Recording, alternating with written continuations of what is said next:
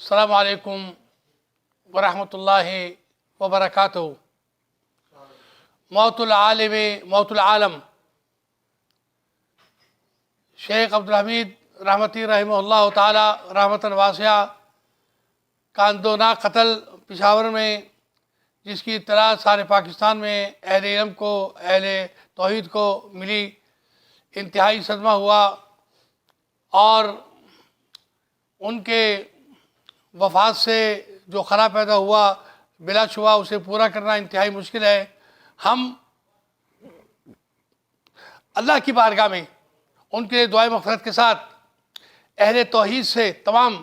پاکستان کے، یہ التجا کرتے ہیں کہ ان کے سلسلے میں جو احتجاجی مظاہرے اور ریلیاں اور میٹنگیں ہو رہی ہیں، اس میں دل جمی کے ساتھ شرکت فرمائیں اور اپنے غصے اور اپنے رنج اور تکلیف کا اظہار فرمائیں،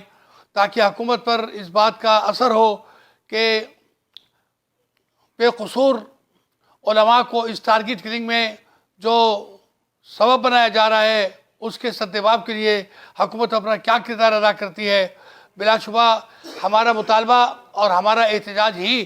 اس کے لیے کچھ عمل کر سکے گا۔ ہم تمام اہل توحید سے درخواست کرتے ہیں کہ وہ اپنا کردار ادا کرتے ہوئے اس سلسلے میں تمام ریلیوں میں اور تمام احتجاجی جلسوں میں